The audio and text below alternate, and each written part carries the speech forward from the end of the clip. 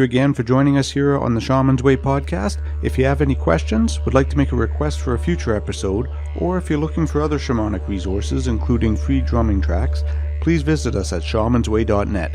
Until the next episode, be well, everyone.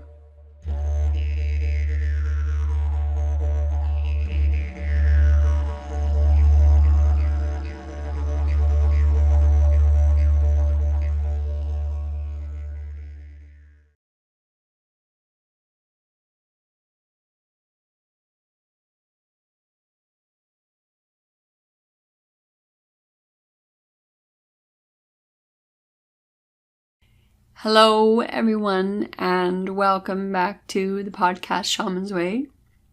Thank you for joining me again. I appreciate it. I am going to talk today about compassionate depossession, which is a form of shamanic healing. The very first thing I would like to do before I delve into the discussion of compassionate depossession is send a huge hello filled with kindness, love, and respect for my teacher in this, Betsy Bergstrom.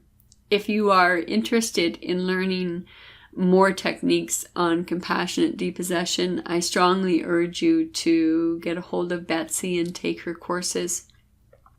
I am hoping that one day, again, she will offer a teacher training, because I believe that compassionate depossession is a very important tool in the toolkit of shamanic healing and healing for the soul and healing for the mind.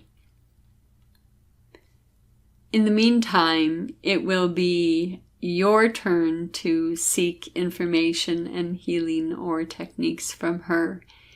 This time, this place, this space, I want to discuss with you some of the ideas that I have around compassionate depossession, and possibly even an example or three in regards to it.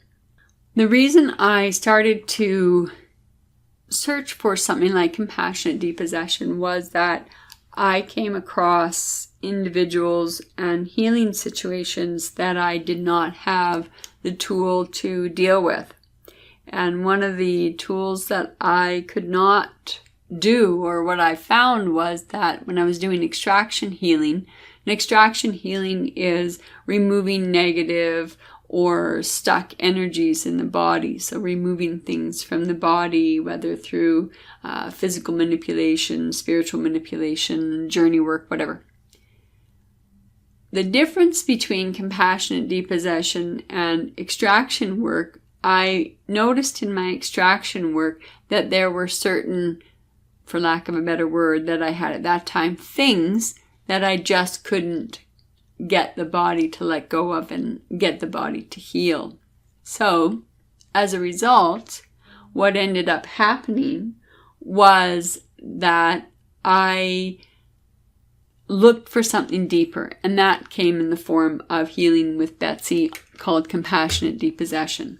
The difference again, or as I started to say, between an extraction and compassionate depossession is that extraction just takes out the negative aspects, but it doesn't, what you're extracting doesn't have a soul. It may have a memory associated with it. It may have an energetic push related to it. It may have one of those things, but it doesn't contain a soul. Compassionate depossession deals with a soul living inside a person's body. In North America, that just is not part of our language. We do not speak about souls living inside the body. And yet we have examples. In Italy alone, there are 750,000 yes, I said 1,000 exorcisms performed per year. In many other countries around the world, in Russia, Romania, in Poland, likely in the Philippines, I know in Brazil, I could go on naming countries, you get the idea, where they are not afraid to talk about the fact that the dead have the ability to possess the soul of another human being or the body of another human being. Now, in my experience, I haven't run into the exorcism. I haven't run into pea soup. I haven't been thrown across the room. I haven't experienced those types of, banishment or removal of a being or a spirit from another human being. I don't take the adversarial approach to the being that resides within the person. I don't have the training of the Catholic Church or other churches who do teach and still do perform exorcisms. Those are different from compassionate depossessions. Exorcism, from my perspective, as you've seen in movies regarding exorcism, and you know about, or if you're familiar with some of the deaths that have occurred due to the Christian or semi-Christian forms of depossession, we don't, in the teachings of Betsy, we don't take on the spirit or the soul in an adversarial approach. From my perspective, I find making an energy your adversary doesn't really help, because I have no way of reaching into the body and yanking it out. It's not tangible. The suffering being is not tangible in that regard. Compassionate depossession begins with asking a person where in their body they are experiencing the most tension, and if they could give a color to that place in their body, what color would that be? And the reason that it starts off that simple is because we want to have a starting point or a point of relating to whatever is within the body, whatever is inside the body. The tricky part for some people when we're doing the compassionate depossession is for some people to get out of the way. What does that mean? Because that's a very overreaching type of word. What I mean is really very simple in theory.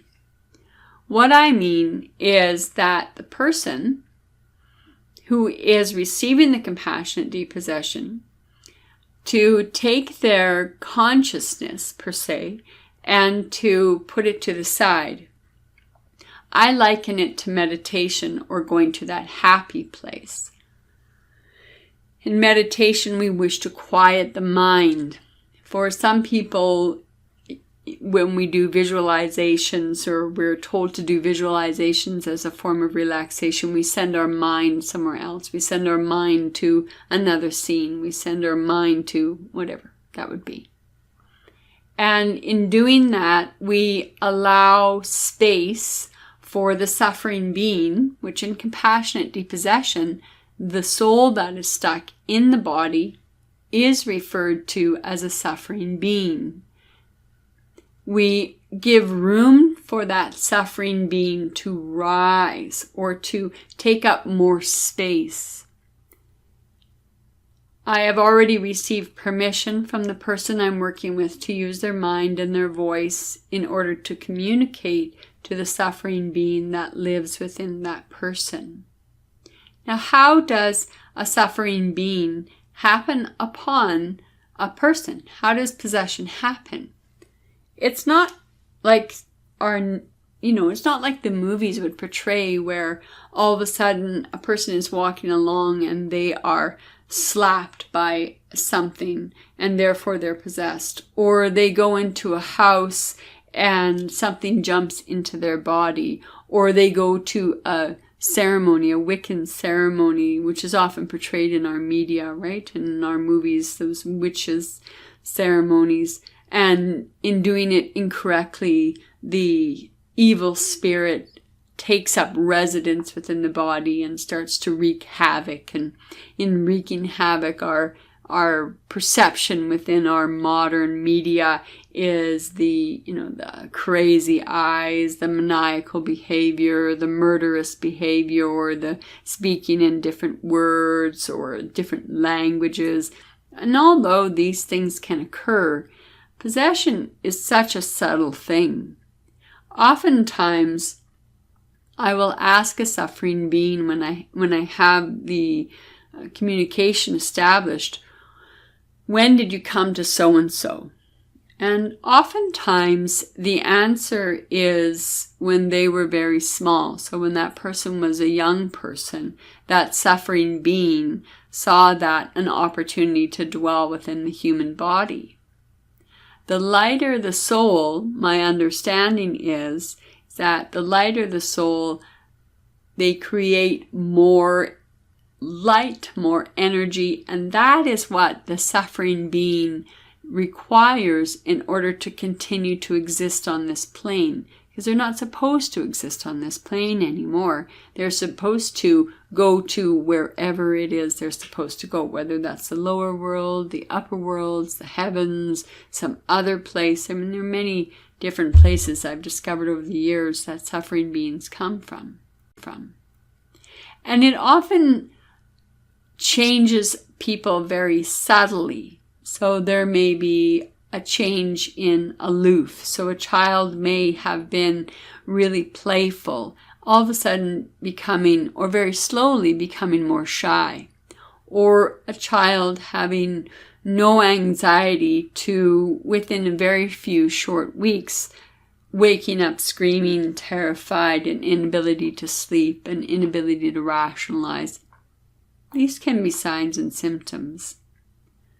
A person who is well on their way to becoming an alcoholic, or who doesn't really, on the opposite spectrum, doesn't really have a great deal of love for alcohol, however, frequents a particular bar or frequents a particular drinking establishment. Many times in places where the spirit has felt low or depressed or addicted, when they die, if they haven't crossed to wherever they need to go, the upper worlds, the heavens, the lower worlds, whatever they're going to be, they will hang out in establishments that give them access to their addiction. So there are times when suffering beings will enter into a person's body for brief periods of time, so that uncharacteristic night of binge drinking that you haven't done in 20 years, and the next day you have no desire to drink and you're not continuing an alcoholic. It is entirely possible for that evening that you have experienced short-term possession. It's entirely possible. Betsy tells a story of a young woman. A father was a heroin addict, and the father had come into her life very briefly before he died, and they had shared a very strong connection. And very shortly after that reconnection, the father overdoses on heroin. As a result, the young woman goes to the funeral. Actually, I think the story is that she went to the place where her father had passed, and her father either passed in the hospital or passed in the house. Either way, what eventually occurred, the crux of the story is that the addiction to heroin, the father possessed the daughter. And the daughter had no inclination up until that point to become a heroin addict. The father's spirit had entered her, and all of a sudden, literally was an addict. And the family knew Betsy and had asked if she could intervene, but the daughter wasn't willing to let go of her father's spirit, at least not yet. So the daughter incurred or became the addict that her father was, and formed a relationship or a way of relating to her father. It didn't last very long. After approximately 2 weeks, she did indicate that she was willing and able to release her father's spirit, but that she wanted to commune and to be in relationship with her father, even if it was in that incredibly unhealthy form of possession. And the father was able to quietly move on to the place where his soul was required. And the daughter was able to recover from her short-term heroin addiction with a greater understanding of her father. Many possessions are not quite so realistic or quite so tangible in that regard. My own experience, the first time I took the training with Betsy, was very, very fascinating. I thought, because I'd been doing this work, shamanic work, for so many years, and I'd done extractions, a lot of psychopomp, so a lot of carrying the souls of the dead over, quite a number of house clearings, as well as growing up in a very unhealthy home environment. I thought for sure I would have a horde of beings living within my body. And that wasn't the case. What the case was, the most tangible and amazing experience I had, was I had a suffering being who found me as a very young child and took up residence and huge part of my body as residence for her. And I refer to the suffering being as her because as the being was ascending out of my body, I really did get the sense that it was a her. What was astounding to me was, as the suffering being was rising out of my body, my vision changed to seeing four of everything. Now, I have vision since I was a young child. I had surgery on my eyes when I was very young to correct my vision. I recall being unable to distinguish what was a wall and what was the opening of the doorway to the basement, and as a consequence fell downstairs lots, walked into walls lots. And after the surgery, it was apparent to me that I could still have double vision or split vision. Over the years, I trained myself to split my vision so that I would see two faces or of the same person or two hands of the same person just by allowing my eyes to relax. And it was by using this double vision that I was often able to determine the two sides of a person, or the, what that was like. So I had personality A and personality B, and I could read both. And then I could focus my eyes and that my double vision would go away.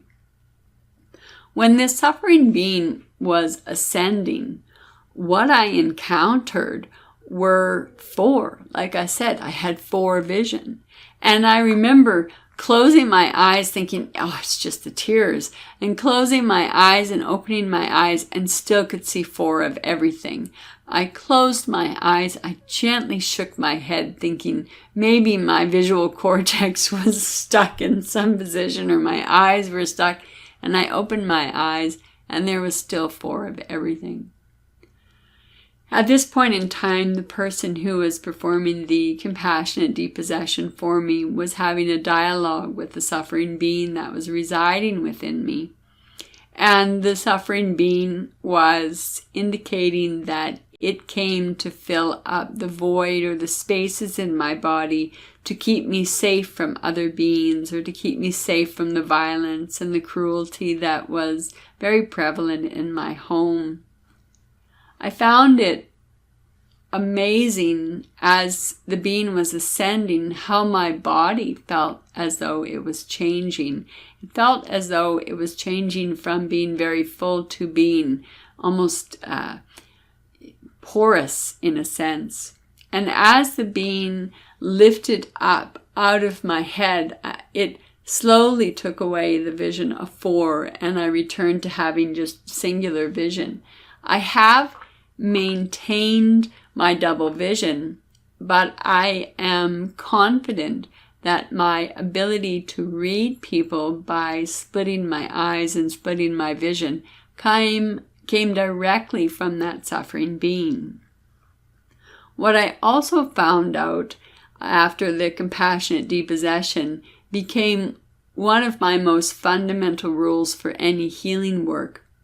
After having compassionate depossession performed for you, I was wide open. So my heart was wide open. I was in a place of love and compassion and peace, and I felt at home and alone in my body for the first time ever. And what transpired when I returned home was an argument with an intimate partner over something that's irrelevant now. What I learned was that my heart was that of a gosling. And when the gosling breaks open its shell and moves from one world into another, one reality into another, one vision into another vision, one vision into another vision, that vision, that reality is what is imprinted.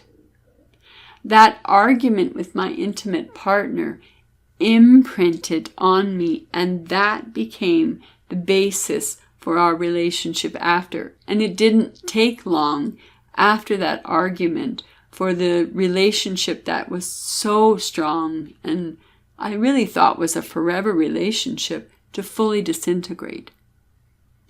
I caution people now who come for healing work or who come for work that I know is going to change their perceptions of themselves and change their perceptions of the world around them, to engage only in peaceful and loving communication or very peaceful experiences, because you are vulnerable and impressionable. Much with compassionate depossession, I have learned that suffering beings can burn my skin.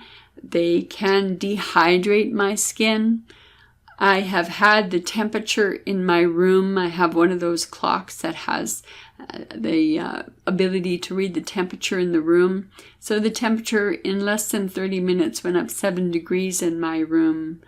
I have heard many different voices come through people. I have seen eye color change. I have experienced many amazing gamut of emotions emitting from the person who is experiencing the compassionate depossession. It is invaluable. We have, in a North American culture, we have such little in the way of expression or ceremony for the dead, that I think it is challenging for our dead to travel to the next world if they don't have a relationship to the next world, or if they don't have a language that bespeaks specifically moving on. How many of you have heard the term the unsung hero?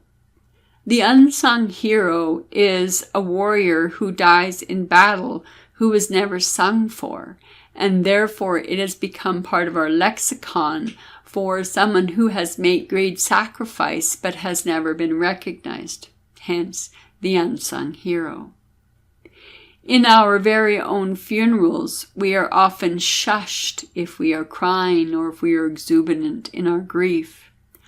We are often given kerchiefs or Kleenexes and said, there, you don't have to cry.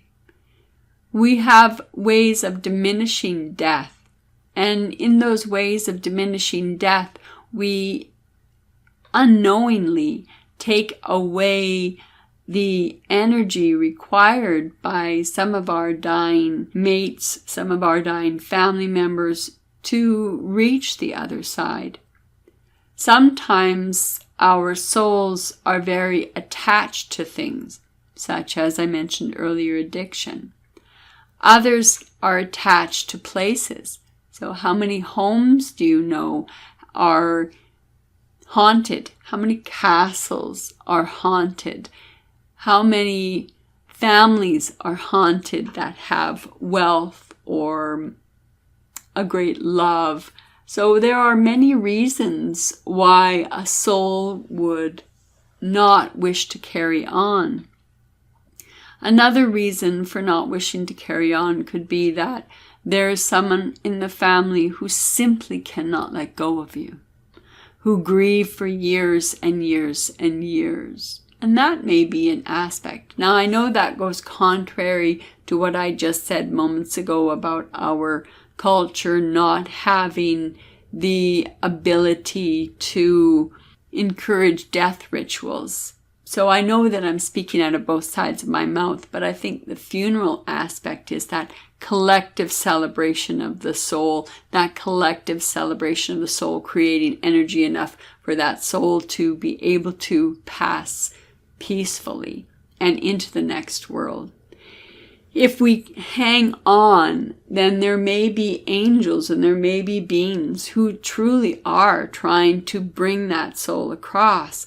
But there is such an attachment to the material world, such an attachment to this real world, that moving on is very next to impossible. That could be an aspect of it as well. We have many ways that the soul of the dead can stay here. We can't confuse that with energy traces or tracks, which we often will see the same spirit walking. If Grandma and Grandma the same farmhouse for 50 years, and for 35 of those years they made a path from the house to the water well, from the water well to the house, that leaves an energy trace, that leaves an energy signature. And that is not the same as a haunting or the same as a spirit left behind. That simply is residual tracks of energy that we can see or that materialize because it has been such a well-worn path. Suffering beings are often not quite like that.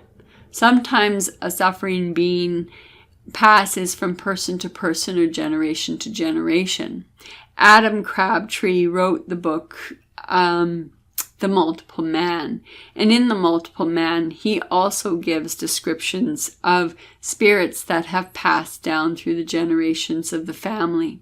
So Bad Luck Seamus passed on from one family member when they died. Bad Luck Seamus went to the next family member and the next family member until under the care of Adam Crabtree, the Seamus was able to tell his story, and from that point was able to release the bond or the bind that he had with the family. Most commonly what I hear from suffering beings is, "You can't make me go anywhere."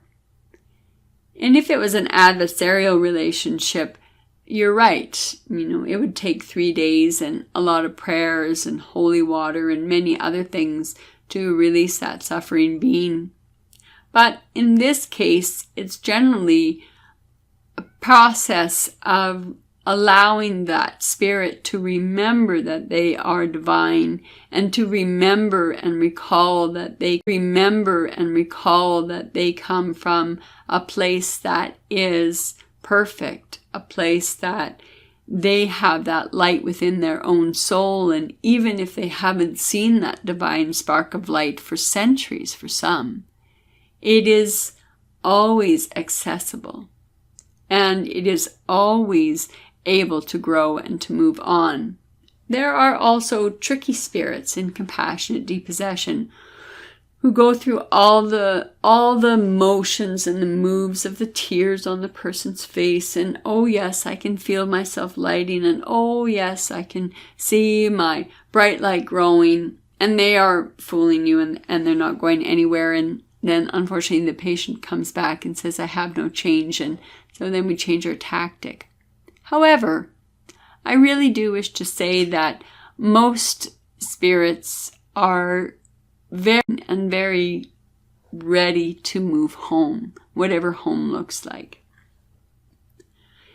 Many are tired, and I really truly believe that the suffering beings who cross through my door, who cross into my healing room, are crossing there because they want to go home, because they know that I can help them, because they know they're worth going home, and this body that they're living in is too small for them because there's too many of you living in that body. Even if it's you and one other suffering being, that's a tight fit.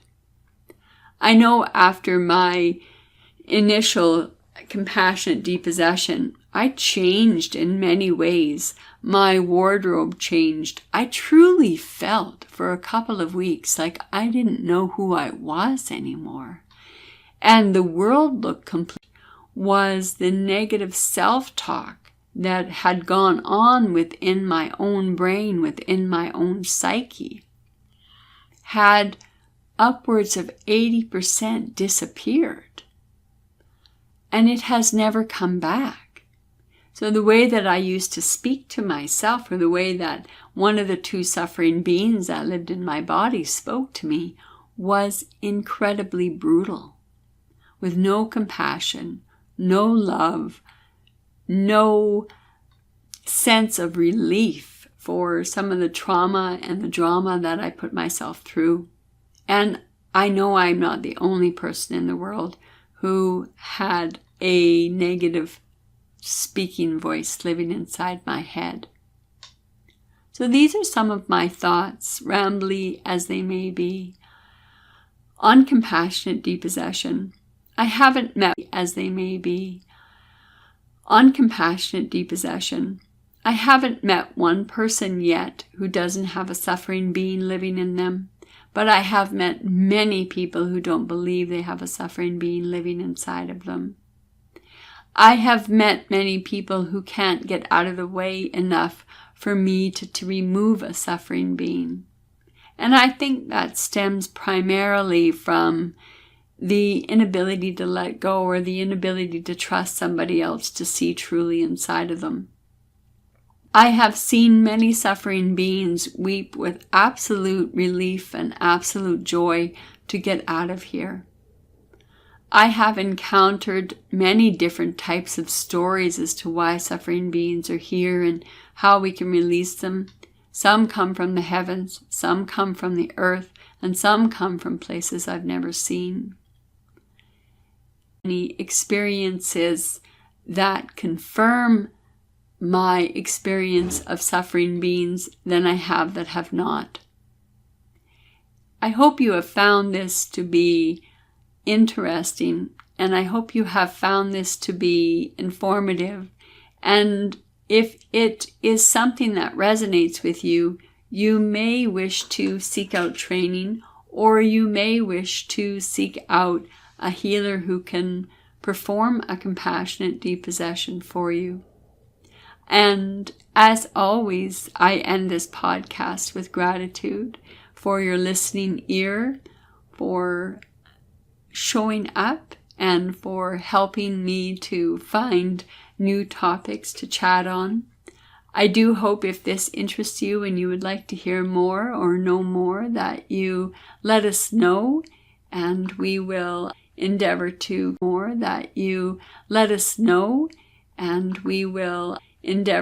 create another podcast on such what I find a fascinating topic. In the meantime, I wish you well and have a most blessed day. Until next time. Thank you again for joining us here on the Shaman's Way podcast. If you have any questions, would like to make a request for a future episode, or if you're looking for other shamanic resources, including free drumming tracks, please visit us at shamansway.net. Until the next episode, be well, everyone.